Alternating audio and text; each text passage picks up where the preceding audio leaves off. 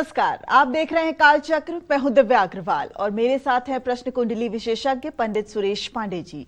बहुत स्वागत है पंडित जी। धन्यवाद। मार्च में किसका बढ़ेगा पैसा, किसका बढ़ेगा खर्च, मार्च में किसको लेना पड़ेगा उधार और किसकी होगी बचत, मार्च में कैसी रहेगी आपकी आमदनी। जी हां, आज का कालचक्र बेहद ही खास है क्योंकि आज के कार्यक्रम की चर्चा का विषय सीधे आपकी जेब से जुड़ा है। यानी आज कालचक्र में बात होगी मार्च महीने की आपकी इनकम से जुड़ी हर भविष्यवाणी की। मार्च में किसका बढ़ेगा बैंक बैलेंस, किसका होगा ज्यादा खर्च, मार्च में कौन कर पाएगा ज्यादा सेविंग्स और किसको लेना पड़ सकता है उधार, मार्च में राशि अनुसार क्या कहती है आपकी इनकम का ग्राफ, यही बताएंगे आज पंडित जी कालचक्र के माध्यम से। तो ध्यान से देखिएगा आज का कालचक्र। तो चलिए अपनी चर्चा को शुरू करते हुए सबसे पहले बात करते हैं मेष राशि की। क्या मार्च के महीने में मेष राशि वालों का बैंक बैलेंस बढ़ेगा? क्या इनका बजट संभलेगा या फिर इनकी सेविंग्स में कमी आएगी? क्या कहता है मार्च में आपकी इनकम का पूरा ग्राफ, आइए जानते हैं।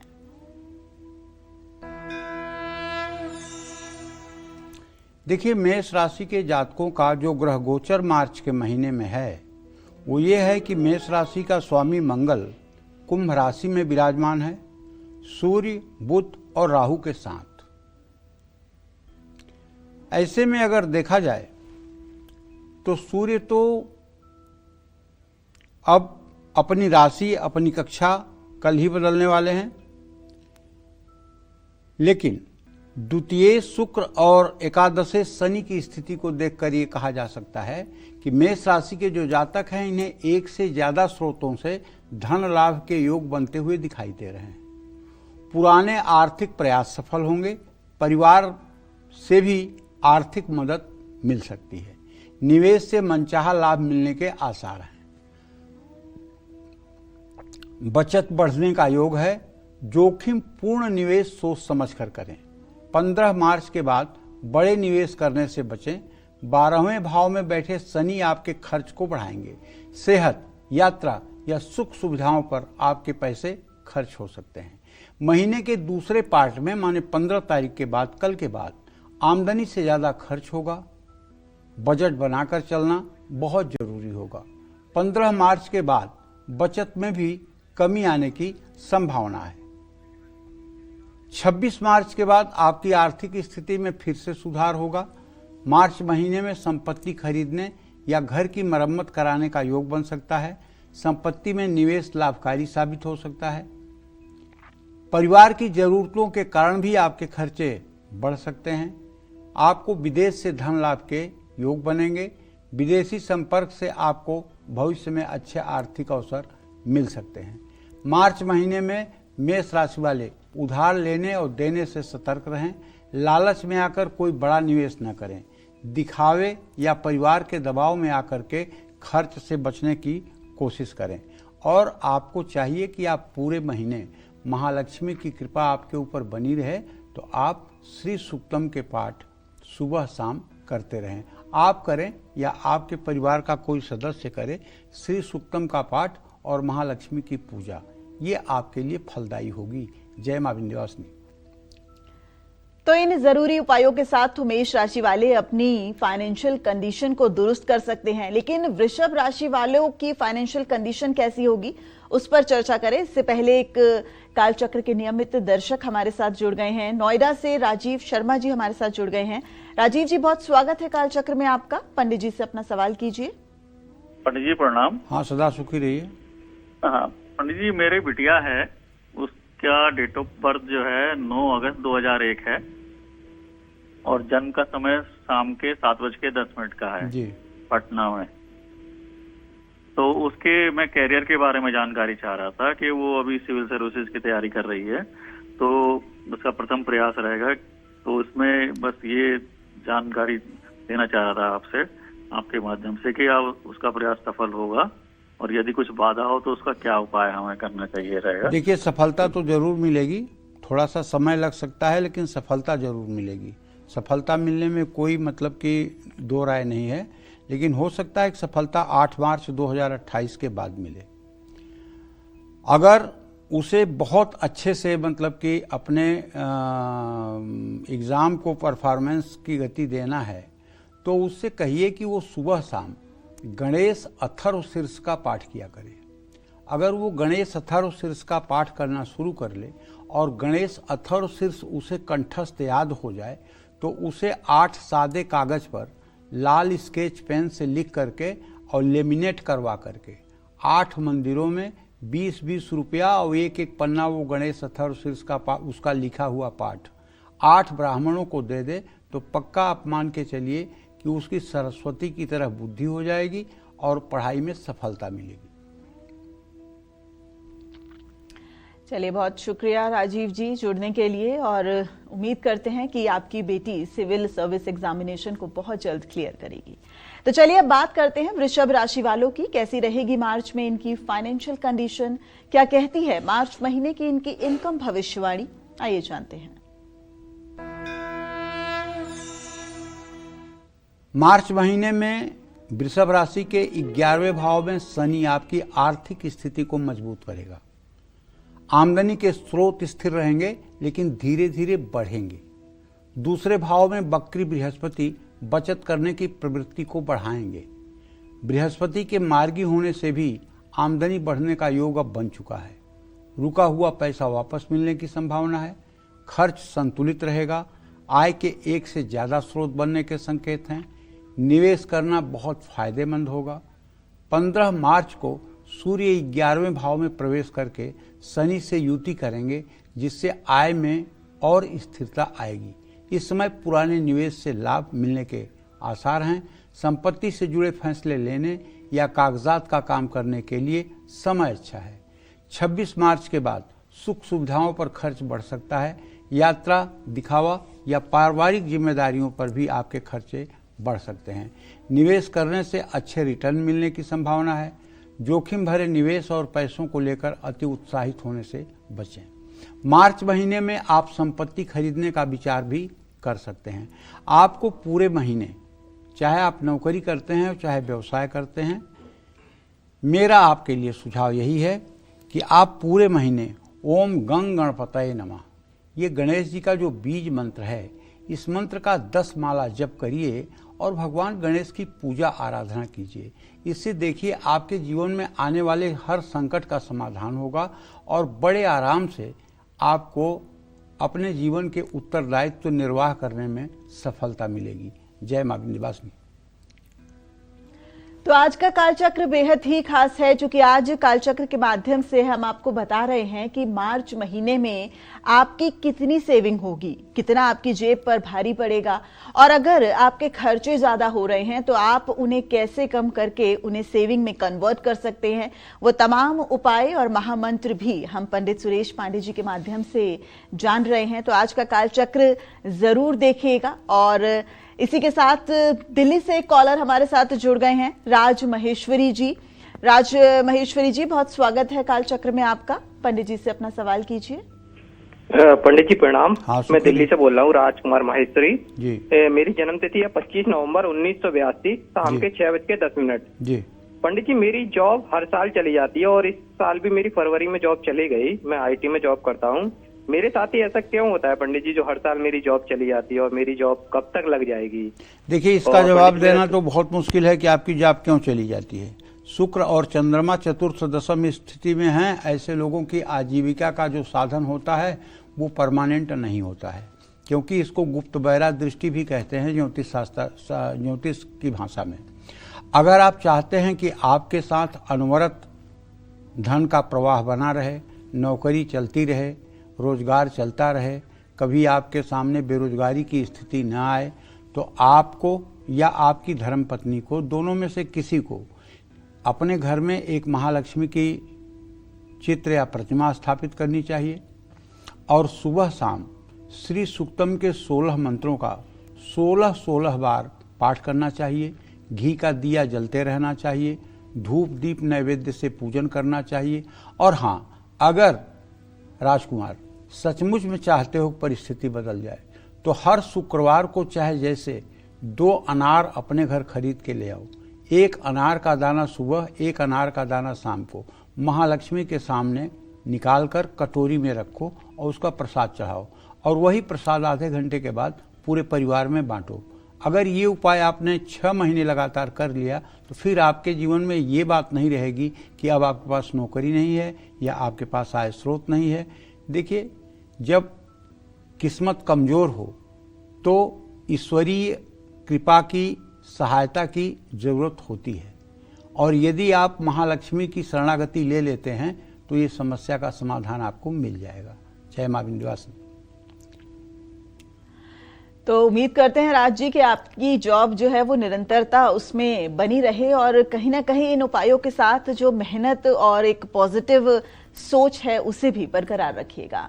इसी के साथ मुंबई से कॉलर हमारे साथ जुड़ गई हैं रेखा वालिया जी। रेखा जी, बहुत स्वागत है आपका कालचक्र में, अपना सवाल कीजिए। कोटि कोटि प्रणाम पंडित जी। हाँ, सदा सुखी रहिए। मेरा नाम रेखा है और मेरी उम्र अभी लगभग 56 साल की है जी।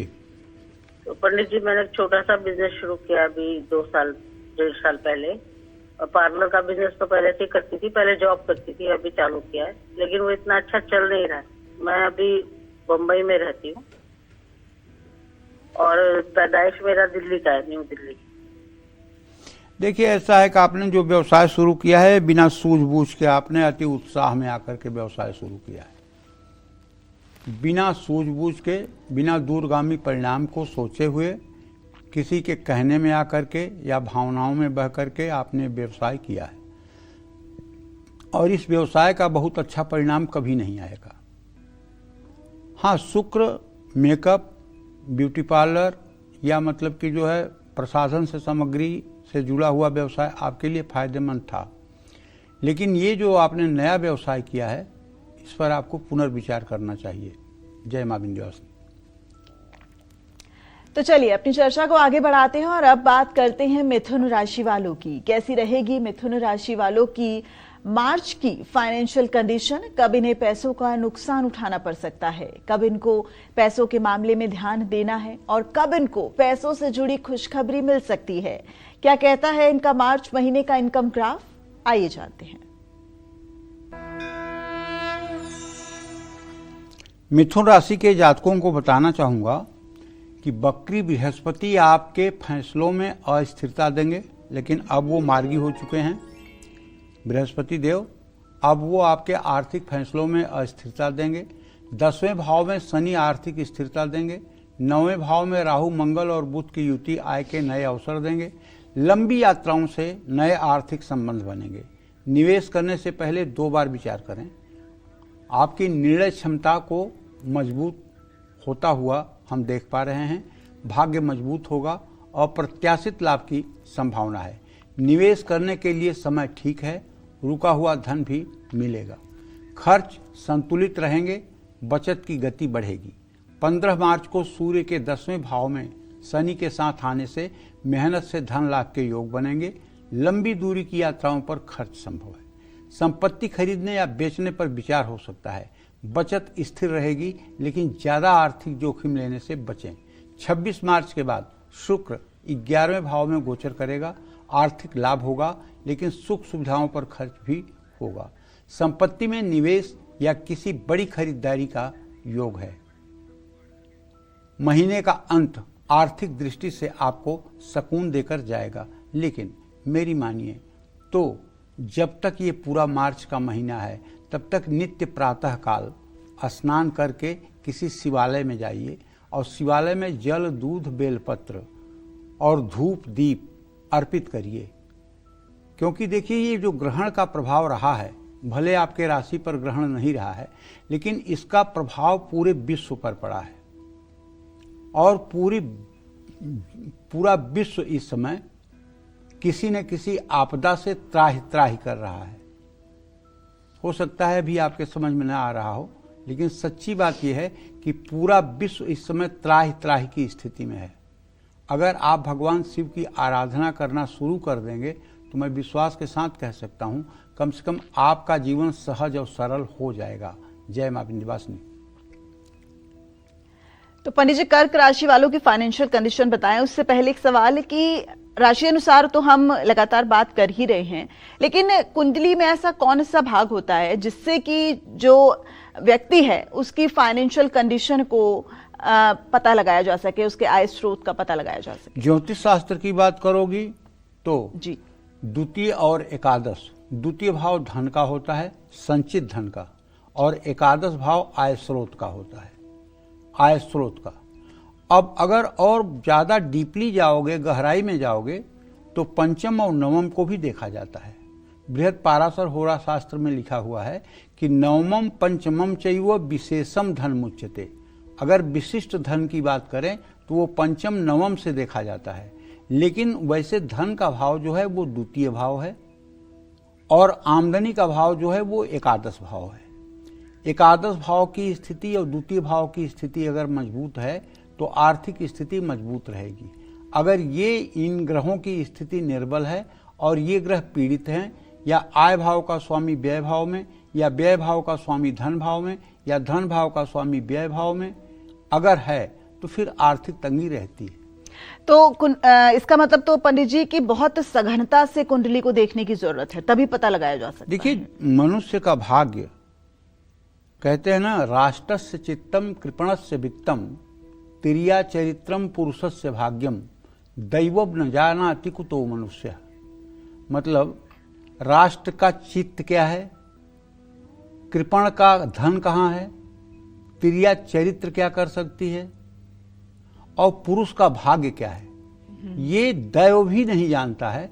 मनुष्य के जानने की बात क्या है।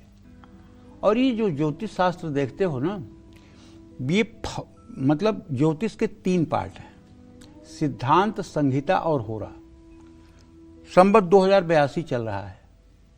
अगर हम ये मान लें कि हम बहुत अगड़े हुए नहीं हैं, पिछड़े हुए भी हैं, तो 2082 वर्षों से हम ये तो बता रहे हैं कि सूर्य ग्रहण कब होगा, चंद्र ग्रहण कब होगा। ना उस समय नासा था, ना उस समय इसरो था, ना उस समय वैज्ञानिक थे, लेकिन हम बता रहे थे कि सूर्य ग्रहण अब होगा, चंद्र ग्रहण अब होगा, इतने बजे होगा। 2082 सालों से तो हम बता रहे हैं, माने भारतीय बता रहे हैं। तो ये गणित है ज्योतिष शास्त्र का, जो 2 में 2 गुणा का गुणा करने पे 4 ही होता है। लेकिन ज्योतिष का दूसरा भाग जो है वो संहिता है। संहिता माने कब अकाल पड़ेगा, कब अतिवृष्टि होगी, कब भूकंप आएगा, कब बाढ़ आएगी, ये संहिता के अध्ययन का विषय है। और मैं दावे के साथ कह सकता हूं, इस समय पूरे भारत में संहिता पढ़ने वालों की संख्या न के बराबर है। क्यों? क्योंकि किसी को अपने जीवन से मतलब है। संहिता का कोई प्रश्न ही पूछने नहीं आता है कि अब उत्पाद कब होगा, महंगाई कब आएगी, सस्ताई कब आएगी, कौन पूछ रहा है। लोग अपने दुख सुख के बारे में पूछते हैं। तो जो चीज आपका बिकेगा नहीं वो स्टॉक में आप क्यों रखेंगे, उस पर आप पढ़ाई क्यों करेंगे। तो संहिता की जानकारी नहीं है। ये लोग जो भविष्य वक्ता बन करके बैठे हुए हैं कि महायुद्ध हो जाएगा, महाप्रलय हो जाएगा, ये हो जाएगा, वो हो जाएगा, एक भी बात ये संहिता की नहीं बोलते हैं, एक भी बात संहिता की नहीं बोलते हैं। ये लोग फलित ज्योतिष की बात बोलते हैं, जो बोलना उचित नहीं है। ठीक है। और फलित ज्योतिष जो है बेटा, ये देश कुल और मतलब की परिस्थिति के अनुसार होता है। जैसे भारत में कोई पैदा हुआ, उसकी कुंडली में लग्न में शनि है, तो उसका रंग श्याम वर्ण होगा। लेकिन अगर इंग्लैंड में पैदा हो, लग्न में शनि हो, तो क्या वो सांवला होगा? नहीं होगा ना। इसी तरह से बंगाल में अगर कोई पैदा हो, उसके लग्न में मंगल हो, तो 5 फीट का होगा। लेकिन अगर हरियाणा में पैदा हो और उसके लग्न में मंगल हो, तो 5 फीट का थोड़ी होगा, वो 5 फीट 6 इंच का होगा। तो देश, काल और परिस्थिति तीनों का सामंजस्य मिलाकर तब ज्योतिष कहा जाता है। ज्योतिष के बारे में अगर कोई ये कहे कि नहीं, झूठ हो ही, गलत हो ही नहीं सकता, मैं नहीं मानता। ज्योतिष एक अनुमान है, ज्योतिष एक अनुमान है, और ये बहुत सी लोगों की कुंडलियों का अध्ययन करके एक अनुमान बनाया गया है, उसी के अनुसार फलादेश होता है। ज्योतिष में कहीं नहीं लिखा हुआ है कि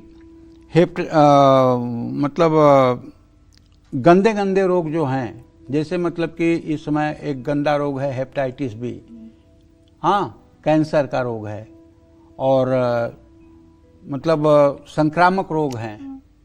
ठीक है। तो इस तरह के जो रोग हैं उनका भी वर्णन आपको बहुत मुश्किल से ढूंढने पे मिलेगा। पहले ज्योतिष में लिखा हुआ है कि 9 साल की उम्र में शादी होगी, 13 साल की उम्र में शादी होगी, 15 में होगी, 17 में होगी, 19 में होगी। अब अगर वो बात आप करिए तो 9 बच्चे होंगे, 13 बच्चे होंगे, 15 बच्चे होंगे, अब वो बात करिए तो ज्योतिष जो है वो अपने बुद्धि से भी और अब देश काल परिस्थिति का अनुमान करके फलादेश किया जाए तब तो फलित होता है। और अगर किताबें पढ़कर ही आप बोल दोगे, किताबों का माध्यम आप लीजिए, उसका सहारा लीजिए, लेकिन केवल किताबी बातों को ही एज इट इज बोल दीजिए तो उससे बात मिथ्या हो जाएगी। यानी कहीं ना कहीं ग्रहों के साथ साथ कुंडली पर देश काल परिस्थिति का भी असर पड़ता है। तो मिथुन राशि वालों की बात करें, अगर कर्क राशि वालों की बात करेंगे, लेकिन कर्क राशि वालों को थोड़ा सा इंतजार करने की जरूरत है, क्योंकि इस वक्त देश भर से बहुत सारी कॉल्स इस वक्त हमारे पास आ रही हैं। दिल्ली से अरविंद जी हमारे साथ फोन लाइन पर जुड़ गए हैं, कालचक्र के नियमित दर्शक। अरविंद जी, बहुत स्वागत है आपका कालचक्र में। अपना सवाल कीजिए पंडित जी से। जय। हाँ बोलिए भैया अरविंद। पंडित जी, मेरे 2 प्रश्न है। पहला प्रश्न है मेरी बिटिया के बारे में, जिसका जन्म तिथि है 31 दिसंबर 2008 शाम को 5:25 दिल्ली का जी। इसके कैरियर और आगे भविष्य जानना चाहता हूँ। 12वीं का इसने एग्जाम दिया है, आगे कौन सा फील्ड चूज करे। और दूसरा प्रश्न है मेरी अपनी पत्नी के बारे में, जिसकी जन्म तिथि है 4 अक्टूबर 1975 सुबह 9:50, गुरदासपुर पंजाब का जन्म है। इनका स्वास्थ्य थोड़ा ठीक नहीं रहता है। पहले प्रश्न का उत्तर तो ये है कि देखिए अरविंद, आपके पुत्री भाव का स्वामी सूर्य, उससे आजीविका भाव का स्वामी शुक्र, तो ऐसे में अगर देखा जाए सूर्य बुध की युति हो रही है।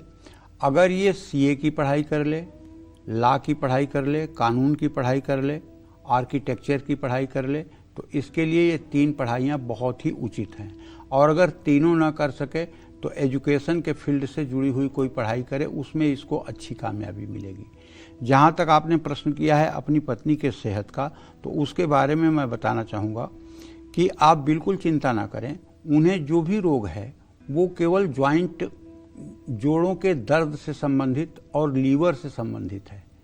आप अगर किसी अच्छे आयुर्वेद डॉक्टर से परामर्श ले करके और उनका इलाज करें तो उनकी सेहत ठीक हो सकती है। और हो सके तो उनके हाथ से भीगी हुई 100 ग्राम चने की दाल और गुड़ बृहस्पतिवार को गाय को खिलवाएं, इससे भी उन्हें जल्दी लाभ मिलेगा। जय मां विंध्यवासिनी। तो चलिए, अब कर्क राशि वालों का इंतजार खत्म हुआ और अब बात करेंगे कि कैसी रहेगी कर्क राशि वालों की मार्च महीने की फाइनेंशियल कंडीशन। मार्च में कब इनको लेन देन में सावधानी बरतनी होगी और कब ये आमदनी बढ़ाने में सफल रहेंगे। क्या कहता है मार्च महीने का कर्क राशि वालों का इनकम ग्राफ, आइए जानते हैं। देखिए, अगर आपकी कर्क राशि है तो आपके मृत्यु भाव में सूर्य, मंगल, बुध, शुक्र और राहु की युति बनी हुई है, लेकिन ये युति कल डिस्टर्ब हो जाएगी। कल सूर्यदेव निकलकर आपके भाग्य भाव में चले जाएंगे। अचानक खर्च और आर्थिक स्थिति में उतार चढ़ाव दिखेंगे। 12वें भाव में बृहस्पति आपका खर्च बढ़ाएगा। धार्मिक, पारिवारिक और जरूरी कार्यों पर आपके खर्चे होंगे। दूसरे भाव में केतु बचत करने में परेशानी ला सकते हैं। इस समय निवेश करना जोखिमपूर्ण हो सकता है, धन फंस सकता है, पैसा डूब सकता है। उधार लेने और देने से बचें, बजट बनाकर चलें। बृहस्पति मार्गी होकर 12वें भाव में खर्चों पर नियंत्रण लाने की कोशिश कर रहा है। आर्थिक तनाव थोड़ा कम होगा, लेकिन खर्च पूरी तरह से नहीं रुकेगा। इस समय भी आपको बड़े निवेश नहीं करने हैं। 15 मार्च से सूर्य का कल से 9वें भाव में शनि के साथ युति दिखाई देगी, जिसमें भाग्य सहायक होगा। आमदनी बढ़ाने के नए अवसर मिलेंगे, लेकिन आर्थिक क्षेत्र में अनुशासन की बहुत जरूरत रहेगी। 26 मार्च को शुक्र आपके 10th हाउस में गोचर करेंगे, जिससे आय के नए स्रोत बनेंगे। संपत्ति खरीदने या बेचने का विचार बन सकता है। इस समय भी आपके खर्च होंगे, लेकिन नियंत्रण में रहेंगे। जोखिमपूर्ण निवेश से बचना होगा। बस आपको सुबह उठना है सूर्योदय के समय, आलस्य त्याग कर, और नित्य क्रिया से निवृत्त होकर के सूर्य को जल देना है। और सूर्य को जल देने के बाद कम से कम 24 बार, नहीं तो 108 बार गायत्री मंत्र जरूर बोलना है। आप पुरुष हों या स्त्री, बालक हों या बालिका, अगर आप सूर्य को अर्घ देना शुरू कर दें सूर्योदय के समय, तो आपकी आधी समस्या ठीक हो जाएगी। जय मां विंध्यवासिनी। तो आज के कालचक्र का एपिसोड देखना बिल्कुल मत भूलिएगा, क्योंकि मार्च महीने में आपको कितना फाइनेंशियल परेशानी हो सकती है, कितना खर्च होगा, कितनी सेविंग्स होंगी, ये सब हम कालचक्र के माध्यम से आपको बता रहे हैं। एक और कालचक्र की दर्शक हमारे साथ इस वक्त लाइव जुड़ गई हैं। गाजियाबाद से योगिता जी हमारे साथ जुड़ गई हैं। योगिता जी, बहुत स्वागत है कालचक्र में आपका। सीधा अपना प्रश्न कीजिए। हेलो। हाँ बोलिए। पंडित जी नमस्कार, कोटि कोटि प्रणाम। सदा सुखी रहिए। पंडित जी, मेरा नाम योगिता तिवारी है और मेरा जन्म 4/12/1975 दिल्ली में हुआ है। जी जी। मैं अभी अपनी माताजी के पास रहती हूँ गाजियाबाद में अपने बच्चे के साथ। तो ये मकान पे हमारे कानूनी कार्रवाई, मतलब कानूनी मुकदमा चल रहा है, तो क्या ये मकान हमारा होगा? और मेरा अपना घर कब तक होगा? और मेरे बेटा जो है वो है 14 जून 2011 का, तो उसको ना बार बार जो गला खराब हो जाता है, 3-4 साल से ऐसा हो रहा है, तो उसके लिए भी क्या उपाय करूं, ये सब निदान बताइए। देखो योगिता, पहली बात तो ये कह रहा हूँ बेटा, जो आपके घर का मुकदमा चल रहा है उसका फैसला होने में तो अभी मार्च 2028 तक का समय लगेगा। मार्च 2028 के बाद ही वो फैसला होगा और उसका आपके पक्ष में निर्धारण होगा, क्योंकि आपका विपक्ष जो है वो मजबूत है और आपकी स्थिति जो है वो कमज़ोर है। आप अगर अपनी स्थिति को मजबूत करना चाहती हैं तो आप रोज़ 10 बार हनुमान बाहुक का पाठ करना शुरू करिए। हनुमान जी आपके सहायक होंगे तो आपको सफलता मिलेगी। जहाँ तक आपका प्रश्न है दूसरा, आपके पुत्र के स्वास्थ्य के संबंध में, तो उसके बारे में तो ये कहूँगा कि किसी अच्छे वैद्य या डॉक्टर से परामर्श ले करके और उसके टॉन्सिल का इलाज करवाइए। वो टॉन्सिल की समस्या से ग्रसित है, वो ज्योतिषीय उपाय से ठीक होने वाला नहीं है।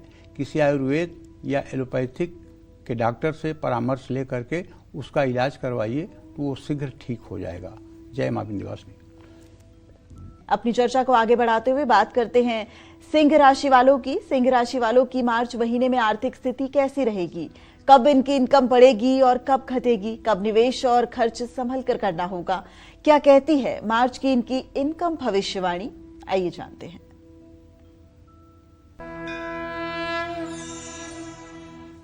अब हम सिंह राशि के जातकों की बात कर रहे हैं। देखिए, पहली बात तो ये है कि आमदनी की बात करने के पहले ये बात जरूरी है कि आपके राशि पर इस बार चंद्र ग्रहण लगा था और उस चंद्र ग्रहण का बुरा प्रभाव आपके ऊपर पूरे मार्च में रहेगा। वक्री बृहस्पति आमदनी बढ़ाने का तो काम करेंगे, लेकिन 8वें भाव में शनि लंबी अवधि के निवेश से भी लाभ की संभावना बढ़ाएंगे। 7वें भाव में 5 ग्रहों की युति बाहरी कारणों से अचानक खर्च बढ़ाने का भी काम करेंगे। आमदनी अच्छी रहेगी लेकिन खर्च भी बढ़ सकता है। बृहस्पति मार्गी होकर के आपके 11वें भाव में आमदनी को स्थिर कर देंगे। रुका हुआ लाभ फिर से मिल सकता है। 15 मार्च को सूर्य के 8वें भाव में जाने से खर्च और बढ़ सकते हैं। इस समय निवेश करने में सावधान रहना होगा। 16 मार्च के बाद 8वें भाव में शनि शुक्र का प्रभाव आप पर आर्थिक दबाव बढ़ाएगा। यात्रा, सेहत और परिवार पर खर्च बढ़ने का योग है। बचत की गति धीमी हो सकती है। साझेदारी में आर्थिक फैसले बहुत समझ सोचकर आपको लेने होंगे। 26 मार्च के बाद शुक्र 9वें भाव में प्रवेश करेंगे। आप पर आर्थिक दबाव कम हो जाएगा। भाग्य का साथ मिलेगा। आय के नए अवसर प्राप्त होंगे। और हाँ, निवेश करने के लिए ये समय बहुत शुभ है। महीने का अंत आपको राहत देकर जाएगा। अगर आपकी सिंह राशि है तो आपको चाहिए कि आप नित्य प्रातः स्नान करके पहली बात तो सूर्य को अर्घ्य दें, और दूसरी बात, अगर आपसे बन सकता है तो आप 5 बार प्राणायाम करें, और तीसरी बार 108 बार गायत्री मंत्र का जप करें। ये 3 उपाय अगर आप करेंगे तो निश्चित रूप से आपके ऊपर जो केतु और चंद्र ग्रहण का बुरा साया चल रहा है, आपकी सेहत और आपका जीवन जो 3 तारीख के बाद से काफ़ी प्रभावित हो रहा है, उसमें आपको राहत मिलेगी। जय मां विंध्यवासिनी। तो कन्या राशि वालों की बात करें उससे पहले काल चक्र के एक नियमित दर्शक इस वक्त हमारे साथ लाइव जुड़ गए हैं। बिहार के सासाराम से विजय जी हमारे साथ जुड़ गए हैं। विजय जी, बहुत स्वागत है कालचक्र में आपका। अपना सवाल कीजिए। जी, अपने बच्ची के बारे में पूछना था गुरुजी से। जी बताइए, बच्ची की उम्र बताइए। बच्ची की जन्म तारीख है 21 जनवरी 1995। जन्म स्थान है ब्रिजराज नगर। जी गुरुजी, 11:50 उसका जन्म हुआ है गुरुजी। और वो करीब 6-7 साल से एकदम बेड पर गिरी हुई है। डॉक्टर को दिखलाए भी हैं। उसी जो फिनिया बताए थे। लेकिन अब वो दवा खा ही नहीं रही है एकदम, बिल्कुल। कभी खड़ा हो जाती है, कभी बेड पर सोई रहती है। बहुत बुरी स्थिति है गुरु। मैं समझ रहा हूँ, देख रहा हूँ आपके पुत्री भाव से छठे भाव में राहु, मंगल, बुध और सूर्य की स्थिति है। देखो भाई, कहना नहीं चाहिए, इसके ऊपर प्रेत बाधा भी है और इसको मतलब कि जो है भ्रम और भय की स्थिति भी है। अगर आप, चूंकि स्थिति खराब है, 6 साल से खराब है, मैं गारंटी के साथ तो नहीं कह रहा हूँ, लेकिन आप अगर मेरा एक उपाय कर दें तो दवाई खाए या न खाए आपको राहत मिलेगी। और अगर आपको 25% भी राहत मिल जाए तो मेरे इस उपाय को आपको कम से कम 4 बार करवाना चाहिए। क्योंकि आप श्रीरोफीनिया का जिसको कह रहे हैं, मैं उसे प्रेत बाधा कह रहा हूं। क्योंकि राहु की स्थिति छठे भाव में है तो ये प्रेत बाधा का संकेत है। ऐसे में आपको करना क्या है, किसी एक सुयोग्य ब्राह्मण को बुलाइए, 2 सुयोग्य ब्राह्मण को बुलाइए और अपने घर में जिस दिन अग्निवास हो, ये पंडित जी लोग बताएंगे किस दिन अग्निवास है, उस दिन 4 किलो काला तिल, 1.5 किलो गाय का घी, 1.5 किलो चीनी, 1 किलो चावल और आधा किलो शहद मिला करके आम की लकड़ियों पर 8000 आहुति महामृत्युंजय मंत्र से हवन करवाइए। और कोशिश करिए कि उसके हाथ से भी 2-4 आहुति पड़े। और एक गरी गोला जिससे पूर्णाहुति होती है, उसमें गाय का घी भरकर और कलावे से बांधकर इसी लड़की के हाथ से उस अग्नि के हवन कुंड में डलवाइए। और जब वो हवन कुंड से आग जल जाए तो उस नारियल को खोज करके निकाल लीजिए, पूरा साबुत निकाल लीजिए बुझने के बाद, और उसकी राख मिल जाएगी आपको। वही राख रोज इसके माथे पर लगाइए और हल्का सा इसके जीभ पर लगाइए। ये उपाय 8 बार करिए।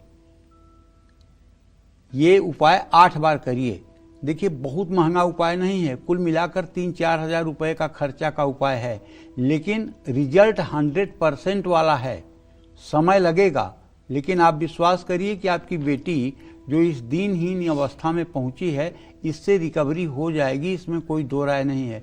ये शास्त्र सम्मत मत है, कोई टोटका नहीं है, ये शास्त्र सम्मत मन है। लेकिन 8000 आहुति हवन होनी चाहिए और घर में होनी चाहिए, इस बात का भी ध्यान रखिएगा। जय मां विंध्यवासिनी। उम्मीद करते हैं विजय जी आपकी पुत्री जल्द स्वस्थ होगी। और कन्या राशि वालों को थोड़ा सा इंतजार करने की जरूरत है, क्योंकि एक और कालचक्र की नियमित दर्शक हमारे साथ जुड़ गई हैं। सरिता जी हमारे साथ इस वक्त जुड़ गई हैं कानपुर से। सरिता जी, अपना सवाल कीजिए। बहुत स्वागत है आपका कालचक्र में। जी नमस्ते। हाँ नमस्ते। मैं सरिता कानपुर से बोल रही हूँ। मेरी जन्म तिथि है 1989 मार्च में, होली के तीसरे दिन, मतलब डेट लेकिन कंफर्म नहीं है। कोई बात नहीं, बताओ क्या जानना चाहती हो। गौधीरिया होने से लगभग आधा 1 घंटा पहले, और जन्म स्थान है फैजाबाद, अयोध्या के पास। पंडित जी, मेरा सवाल ये है कि शादी मेरी 2012 में हुई थी। उसके बाद मेरा जीवन एकदम से बिल्कुल सा आगे ही नहीं बढ़ा। शादीशुदा जीवन एकदम, ना बच्चे हुए, कुछ भी नहीं सब। और मुझे OCD भी है। और 7 मई को मेरा एक डॉक्टर से अपॉइंटमेंट है गुरुग्राम में। 6 महीने पहले मैंने लिया था, तो 6 मई को हमको जाना है गुरुग्राम। तो जिस काम के लिए हमने अपॉइंटमेंट ली है, उस काम में सफल होंगे कि नहीं, और 7 मई को निकलना है, तो दिशा शूल वगैरह देख के आप बताइए कब कितने बजे निकले, राहु काल वगैरह देख के। देखिए, ऐसा है, केवल बृहस्पतिवार और शुक्रवार, केवल बृहस्पतिवार का दिन बचा लीजिए और रविवार का दिन बचा लीजिए, बाकी किसी दिन निकलिए, कोई दिक्कत नहीं है। और जब भी निकलना हो घर से 7:30 बजे के पहले निकलिए। 7:30 बजे के पहले निकलने में किसी भी प्रकार के राहु काल की बाधा नहीं होती है, और दूसरी बात सब प्रकार से यात्रा मंगलमय होती है। और अगर अच्छा निकलना चाहो तो सूर्योदय से पहले घर से निकलो, तो उससे क्या होता है कि किसी के आगे पड़ने से, कोई अशुभ संकेत होने से भी आप बच जाओगे। रही बात जिस उद्देश्य से जा रहे हो, ये मैं नहीं कह सकता हूँ कि उसमें आपको सफलता मिलेगी, क्योंकि उद्देश्य आपका जो है वो, हमें जहाँ तक लग रहा है कि जो आपने प्रश्न किया है, उद्देश्य आपका संतान प्राप्ति और मतलब कि पारिवारिक जीवन से संबंधित है, और इसका चतुर्थ दशम संबंध इस बात का संकेत कर रहा है कि अभी सफलता मिलने में संदेह है। इसलिए जाइए जरूर, प्रयास जरूर करिए, लेकिन अगर सफलता न मिले तो निराश मत होइए। जय मां विंध्यवासिनी। तो चलिए, अब कन्या राशि वालों का इंतजार खत्म हुआ और अब बात करते हैं मार्च महीने में कन्या राशि वालों को क्या धन लाभ होगा। क्या मार्च में इनको पैसों के लेन देन और निवेश से बचना है? क्या कहती है मार्च महीने की कन्या राशि वालों की इनकम भविष्यवाणी? आइए जानते हैं। देखिए, अगर आपकी कन्या राशि है तो कल तक तो अभी सूर्य, मंगल, बुध, शुक्र और राहु की युति है आपके छठे भाव में। ये सभी ग्रह आपके खर्च बढ़ाने वाले हैं। 12वें भाव में केतु अचानक खर्च कराएगा। 10वें भाव में बकरी बृहस्पति आमदनी के नए अवसर जरूर देंगे। अब तो मार्गी हो गए हैं, पैसा टिक नहीं पाएगा। विरोधियों और कर्ज के कारण आर्थिक स्थिति पर आपको ज्यादा ध्यान देना होगा। धन प्रबंधन में लापरवाही आर्थिक तनाव बढ़ा सकती है। निवेश में किसी भी तरह की जल्दबाजी से बचना होगा। बचत करना मुश्किल होगा, लेकिन असंभव नहीं। बृहस्पति के अब मार्गी होते ही आर्थिक स्थिति में आपको सुधार दिखाई दे रहा होगा। आमदनी बढ़ाने के अवसर मिल रहे होंगे।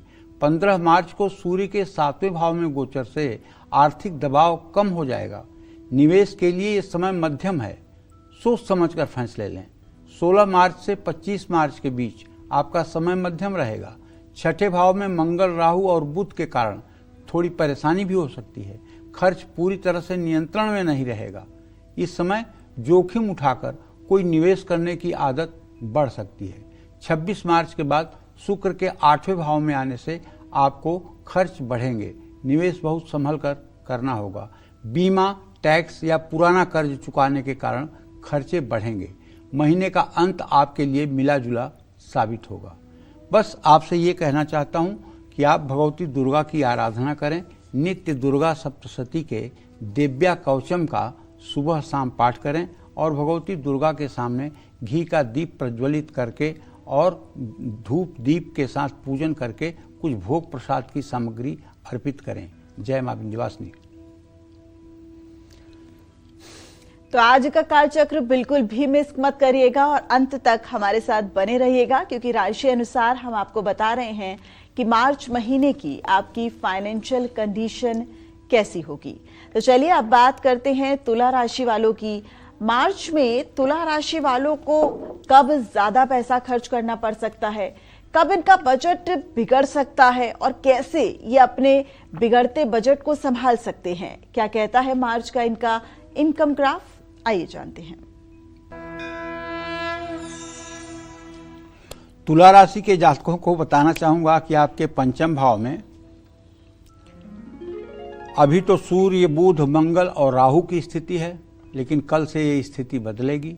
सूर्य चला जाएगा आपके छठे भाव में। आय के एक से ज्यादा स्रोतों से अभी तो धन लाभ हो सकता है। 11वें भाव में केतु के कारण अचानक धन लाभ हो सकता है। छठे भाव में शनि होने से खर्च नियंत्रित रहेंगे। 9वें भाव में बृहस्पति धन लाभ में थोड़ी देरी करा सकते हैं। ज्यादा धन कमाने के लिए आप इस समय जोखिम भी उठा सकते हैं। बृहस्पति मार्गी होकर 9वें भाव में आपके भाग्य को मजबूत करेंगे। आय बढ़ाने के नए अवसर मिलेंगे। 15 मार्च को सूर्य के छठे भाव में आने से आपकी आर्थिक समझ बढ़ेगी। कर्ज या पुराने बकाये से राहत मिल सकती है। निवेश करना चाहते हैं तो अच्छी योजनाएं बनाने की जरूरत होगी। छठे भाव में सूर्य, शुक्र और शनि का प्रभाव खर्चों पर नियंत्रण रखेगा। बचत होगी। आर्थिक स्थिति में सुधार से आपका कॉन्फिडेंस बढ़ेगा। 26 मार्च को शुक्र 7वें भाव में गोचर करेंगे। किसी के सहयोग से धन लाभ होगा। संपत्ति खरीदने या लंबी अवधि के निवेश करने का विचार बना सकते हैं। महीने का अंत आपकी आर्थिक स्थिति को बल देकर जाएगा। आपको चाहिए कि आप नित्य श्री सूक्तम और कनक धारा स्त्रोत का पाठ सुबह शाम करें। अगर आप वर्किंग महिला हैं या वर्किंग पुरुष हैं तो आपको महालक्ष्मी की उपासना इस पूरे महीने जरूर करनी चाहिए। जय मां विंध्यवासिनी। तो चलिए अब तुला राशि के बाद बात करते हैं वृश्चिक राशि वालों की। मार्च में कब मिलेगी वृश्चिक राशि वालों को पैसों से जुड़ी अच्छी खबर और कब इनका खर्च ज्यादा बढ़ सकता है? क्या कहता है इनका मार्च महीने का इनकम ग्राफ? आइए जानते हैं।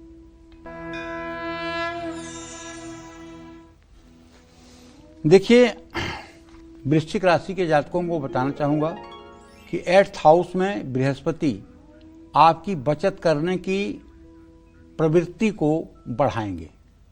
4थे भाव में सूर्य, मंगल, बुध, शुक्र और राहु की युति जरूर है, लेकिन ये सूर्य कल बदलेगा, तो घर और गाड़ी, सुख सुविधाओं पर आपके खर्च बढ़ सकते हैं। 5वें भाव में शनि आपको अपनी आर्थिक स्थिति को सुधारने के लिए थोड़ा गंभीर बनाएगा। 11वें भाव में बुध का प्रभाव आय के नए अवसर आपको देगा। आप बहुत जल्दी पैसा कमाना चाहेंगे, जिससे गलती हो सकती है। बृहस्पति के मार्गी होने के बाद इस समय 8वें भाव में रहने पर परिवार के सहयोग से आपकी आर्थिक स्थिति में सुधार आएगा। 15 मार्च को सूर्य के 5वें भाव में प्रवेश करने से आपकी जोखिम लेने की आदत बढ़ेगी। आय स्थिर रहेगी, खर्च भी नियंत्रित रहेगा। संपत्ति खरीदने या बेचने से जुड़े फैसले आप इस समय ले सकते हैं। 15 मार्च से आपके 5वें भाव में शनि और सूर्य के योग से आपको संभल कर निवेश करना होगा। बृहस्पति आपके पैसों को सुरक्षित रखने की कोशिश करेंगे। सलाह लेकर निवेश करेंगे तो लाभ जरूर मिलेगा। 26 मार्च को शुक्र 6ठे भाव में प्रवेश करेंगे। अचानक सेहत या कर्ज चुकाने पर खर्चे बढ़ सकते हैं। इस समय निवेश में सावधानी बरतनी होगी। महीने के अंत में आपको मिले जुले परिणाम प्राप्त होंगे। कुल मिलाकर वृश्चिक राशि वालों की आर्थिक स्थिति के लिए महीना मध्यम रहने वाला है, लेकिन आपको चाहिए कि आप हरे राम राम राम हरे हरे, हरे कृष्ण कृष्ण कृष्ण हरे हरे, इस महामंत्र का अगर 108 बार सुबह 108 बार शाम पाठ करना शुरू करें तो आपकी निर्णय लेने की क्षमता में बहुत अच्छा हो जाएगा और आप नेगेटिविटी से बचे रहेंगे, जिससे आपको अपने काम में सफलता मिलेगी। जय मां विंध्यवासिनी।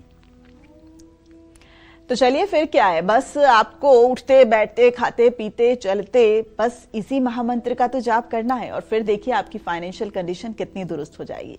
चलिए धनु राशि वालों की बात करें उससे पहले कालचक्र के नियमित दर्शक हमारे साथ जुड़ गए हैं। मुंबई से प्रदीप जी हमारे साथ जुड़े हैं। प्रदीप जी, बहुत स्वागत है आपका कालचक्र में। अपना सवाल कीजिए। प्रदीप जी, आप हमें सुन पा रहे हैं?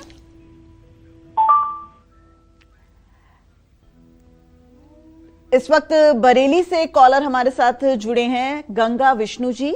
गंगा विष्णु जी, स्वागत है आपका कालचक्र में। अपना सवाल कीजिए। प्रणाम पंडित जी। हाँ, सदा सुखी रहिए। मैं गंगा विष्णु बोल रहा हूँ। मैं अपने बच्चे 3 प्रश्न है गुरु जी मेरे। मेरा बेटा बीटेक कर रहा है, इसकी एज है 23/3/2004। नाम चित्रांश है, मेरा नाम गंगा विष्णु और मेरी पत्नी का नाम शांति देवी। ये बीटेक कर रहा है गुरुजी और ये यूपीएससी की तैयारी करना चाह रहा है और हमारी पत्नी की बीमारियां बहुत हैं और घर में कोई बरकत नहीं हो रही गुरुजी। और मैं आपसे कुछ मिलना भी चाह रहा था, लेकिन मैं मिल नहीं पाया, कहीं गलत जगह पहुंच गया मैं। चलिए ठीक है, मैं आपको पहली बात बताना चाहूँगा जी गुरुजी, बड़े परेशान कि चित्रांश को लेकर के टेंशन मत लीजिए, लेकिन पहले जब इनका बीटेक कंप्लीट हो, अभी तो शुरुआती समय है इनका, 3rd और 4th सेमेस्टर चल रहा है।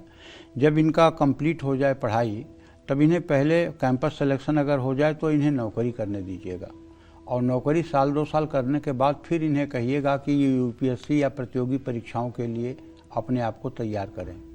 अगर डायरेक्ट पास होकर के और यूपीएससी की तैयारी करने लगेंगे तो न घर के होंगे न घाट के होंगे, क्योंकि यूपीएससी इतना आसान नहीं है और प्रश्न के आधार पर इतना कुछ नहीं लग रहा है कि हाँ यूपीएससी क्रैक कर लेंगे।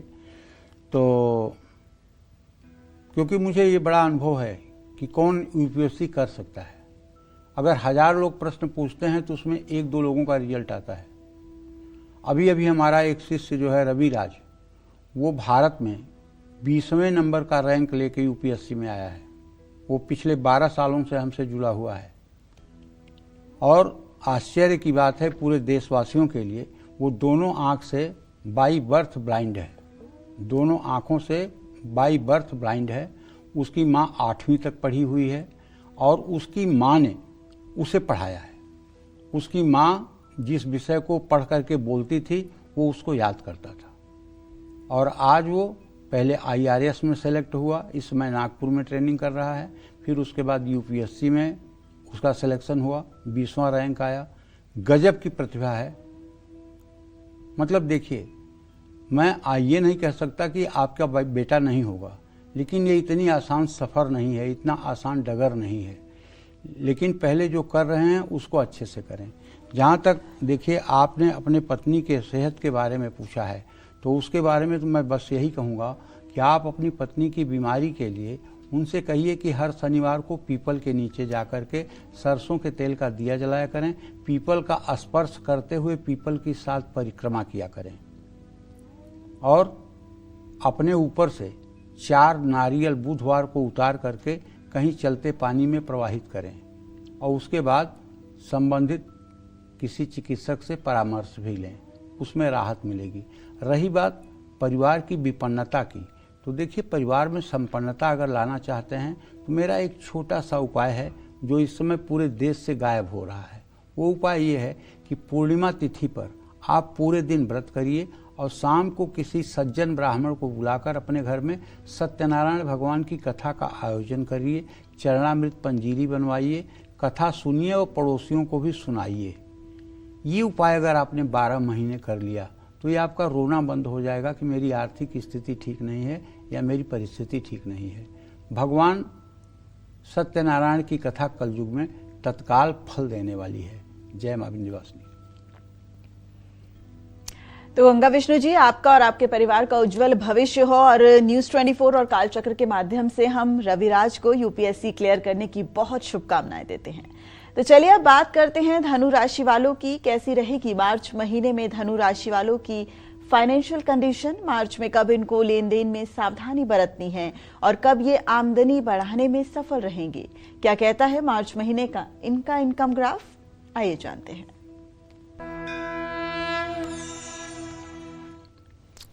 हाँ, बताना चाहूँगा कि धनु राशि के जो जातक हैं उनके तीसरे भाव में मंगल, बुध, शुक्र और राहु की युति तो बनी रहेगी, लेकिन सूर्य कल इनके चतुर्थ भाव में चला जाएगा। ऐसे में आर्थिक अवसर प्रदान होगा आपको। 7वें भाव में वक्री बृहस्पति अब मार्गी हो गया है।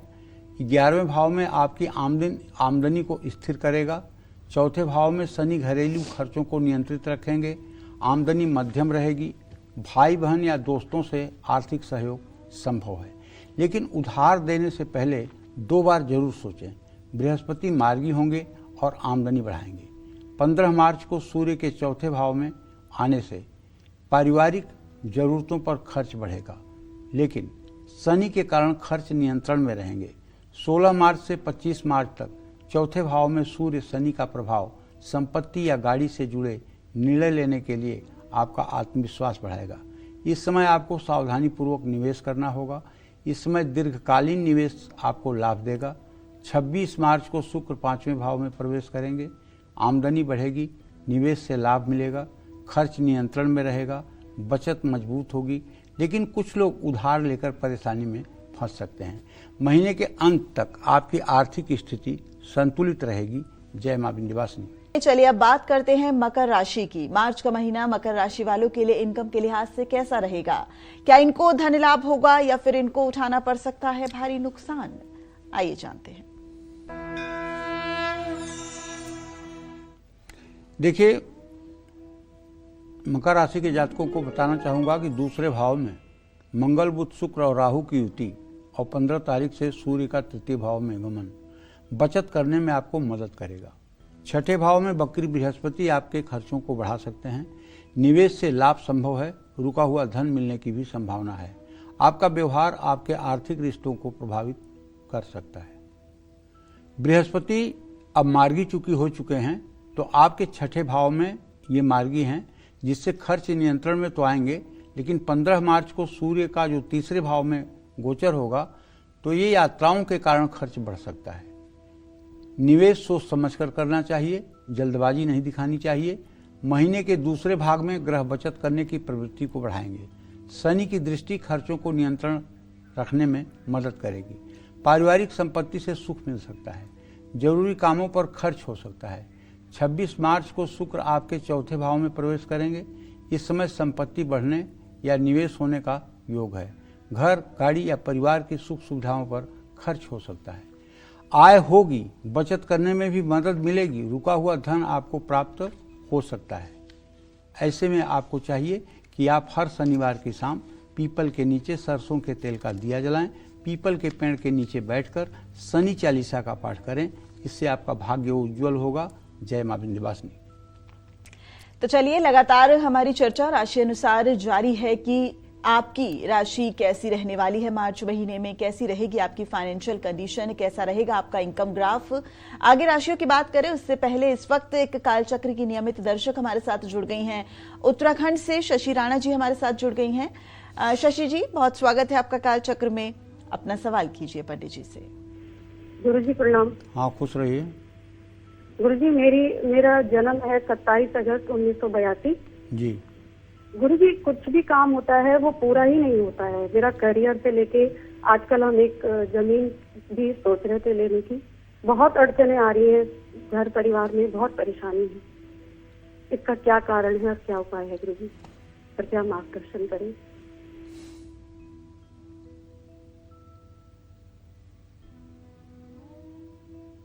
देखो बेटा, ऐसा है कि अब थोड़ा सा इंतजार है। 43 साल की हो गई हो, 45वें साल के बाद आपको किसी काम में दिक्कत नहीं दिखाई देगी। अभी थोड़ा भाग्योदय में विलंब जरूर बना हुआ है, लेकिन आप एक उपाय कर लीजिए। आप हर बृहस्पतिवार को केले के पेड़ में जल और हल्दी डालना शुरू कर दीजिए। केले के पेड़ के नीचे एक दिया जलाना शुरू कर दीजिए सरसों के तेल का। और बृहस्पतिवार को हो सके तो पीले कपड़े पहनिए, और बृहस्पतिवार को हो सके तो चने की भीगी हुई दाल और गुड़ गाय को खिलाइए। इससे आपकी मनोकामना भी पूरी होगी और आपका भाग्योदय भी होगा। जय मां विंध्यवासिनी। तो बिना देर किए अब बात करते हैं कुंभ राशि वालों की। मार्च में कुंभ राशि वालों को फायदा होगा या नुकसान? मार्च में इनकी इनकम घटेगी या बढ़ेगी? क्या कहता है मार्च महीने का कुंभ राशि वालों का इनकम ग्राफ? आइए जानते हैं। अभी तक तो यही कह सकते हैं कि आपके राशि में सूर्य, मंगल, बुध, शुक्र और राहु की युति है। कल से ये ट्रांजिट बदलेगा, तो फैसले में आप जल्दबाजी कर सकते हैं। 5वें भाव में बकरी बृहस्पति आमदनी बनाए रखेंगे। दूसरे भाव में शनि धन को स्थिर रखेंगे, लेकिन बचत होना आपके अनुशासन और खर्च की आदत पर निर्भर करेगा। आय के एक से ज़्यादा स्रोत बन सकते हैं। शेयर बाजार में लाभ भी मिलने की संभावना है। बृहस्पति मार्गी होकर आपके 5वें भाव में आएंगे। आय में वृद्धि होगी। 15 मार्च को सूर्य के राशि परिवर्तन से भी आपको लाभ मिलेगा। पारिवारिक संपत्ति से लाभ संभव है। 16 मार्च से 25 मार्च तक दूसरे भाव में सूर्य, शनि और शुक्र का प्रभाव रहेगा। आप पैसों को लेकर ज़्यादा अनुशासित हो जाएंगे। पारिवारिक आय बढ़ेगी, निवेश से लाभ मिलेगा, लेकिन कारोबार में किसी भी तरह का जोखिम लेने से आर्थिक नुकसान संभव है। 26 मार्च से शुक्र तीसरे भाव में प्रवेश करेगा। छोटे निवेश और साहसिक फैसलों से आपको लाभ मिलेगा। इस समय दोस्तों या परिवार से आर्थिक सहयोग मिल सकता है। इस समय आपका संपत्ति से जुड़ा विवाद हल होने की संभावना है। आपको नित्य राम रक्षा स्तोत्र का पाठ करना चाहिए। अगर आप सुबह शाम राम रक्षा स्तोत्र का पाठ करते रहें तो मेरे समझ से आपका जीवन सुखमय हो जाएगा। जय मां विंध्यवासिनी। तो चलिए अब बात करते हैं आज के लकी ईमेल कुंडली विजेता की। आज के हमारे ईमेल कुंडली विजेता हैं उन्नाव यूपी के रहने वाले श्रेयस मिश्रा। इन्होंने अपने करियर और बिजनेस से जुड़े सवाल पूछे हैं। इनके डिटेल्स पंडित जी श्रेयस मिश्रा हैं। 22 मार्च 1995 इनकी जन्म तिथि है। जी। शाम 7 बजे इनका डेट ऑफ टाइम है और नई दिल्ली में ये पैदा हुए हैं। श्रेयस मिश्रा पंडित जी हमारे साथ नहीं जुड़े हैं, लेकिन ये जानना चाहते हैं नौकरी में बहुत मुश्किलें आ रही हैं, 2-3 बार इनकी नौकरी छूट चुकी है, तो ऐसे में क्या ये बिजनेस कर सकते हैं? और ये भी जानना चाहते हैं क्या लोहे से जुड़ा ये कोई कारोबार कर सकते हैं? कारोबार में तरक्की के लिए ये कुछ उपाय जानना। देखो ऐसा है, श्रेयस का जन्म कन्या लग्न में हुआ है। इनकी जन्म राशि जो है वो वृश्चिक राशि है। ज्येष्ठा नक्षत्र के मूलों में पैदा हुए हैं। इनके भाग्य भाव का स्वामी शुक्र जो है पंचम भाव में बैठा हुआ है। इस समय शुक्र की महादशा भी चल रही है। शुक्र इनका भाग्येश है, लेकिन धन भाव में राहु बैठा हुआ है। हाँ, अगर आप चाहें लोहे का व्यवसाय करना तो कर सकते हैं। लोहे का व्यवसाय आपके लिए फायदेमंद होगा। और जहाँ तक मेरा ज्योतिषीय अनुमान है 30 सितंबर 2026 के बाद जो काम आप करेंगे उसमें आपको सफलता मिलेगी। अभी 30 सितंबर 2026 तक जो भी काम करेंगे उसमें थोड़ी सी दिक्कत तो आएगी। हाँ, आपको चाहिए कि आप एक पन्ना 6.5 रत्ती का सोने की अंगूठी में बनवाकर दाहिने हाथ की कनिष्ठिका उंगली में धारण कर ले, इससे आपको लाभ मिलेगा। जय मां विंध्यवासिनी। चलिए अब बात करते हैं मीन राशि की। मीन राशि वालों को मार्च में कब निवेश से फायदा होगा, कब पैसों से जुड़ा लेन देन करने से बचना है और साथ ही कौन से उपाय इनकी आमदनी बढ़ा सकते हैं, आइए जानते हैं।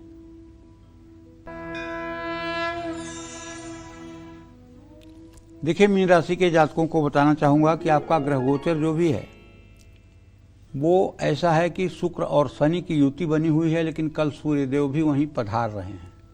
आपके खर्चों को तेजी से ये बढ़ने में सहयोग करेंगे। लग्न में शनि पूरे महीने रहने से आपकी आर्थिक स्थिति पर दबाव बढ़ेगा। चौथे भाव में बृहस्पति अस्थायी संपत्ति का लाभ दे सकते हैं, लेकिन इस समय आपको लाभ तुरंत नहीं मिल पाएगा। आमदनी मध्यम रहेगी, लेकिन खर्च ज़्यादा होने से बचत मुश्किल होगी। आपको अनावश्यक खर्चों पर नियंत्रण रखना होगा। विदेशी लेन देन या ऑनलाइन भुगतान से जुड़े खर्च संभव हैं। बृहस्पति मार्गी होने से खर्च नियंत्रण में आ सकते हैं। 15 मार्च से आमदनी स्थिर होगी, लेकिन सेहत और पारिवारिक कारणों से खर्च बढ़ सकते हैं। बचत करने के लिए आपको छोटे छोटे प्रयास करने होंगे। 16 मार्च से 25 मार्च तक पैसों के मामले में संयम रखना होगा। अचानक कुछ खर्चे आपके सामने आ सकते हैं। प्रॉपर्टी के कार्यों में आपके खर्चे हो सकते हैं। इस समय आपको किसी बड़े निवेश से बचना होगा। 26 मार्च से आय और बचत दोनों में सुधार होगा। आपको चाहिए कि आप नित्य प्रातः सायं हनुमान चालीसा का पाठ करें और हनुमान जी की उपासना करें। जय मां विंध्यवासिनी। इसी के साथ पंडित जी बहुत धन्यवाद आपका आज कालचक्र से जुड़ने के लिए और इतना सुंदर जानकारी देने के लिए। उम्मीद करते हैं आपको आज का हमारा विषय बहुत पसंद आया होगा। कल फिर एक नए विषय और आपकी परेशानियों को दूर करने के लिए ढेरों उपाय लेकर हम पंडित सुरेश पांडे जी के साथ मौजूद रहेंगे। तब तक कालचक्र की पूरी टीम को दीजिए इजाजत। नमस्कार।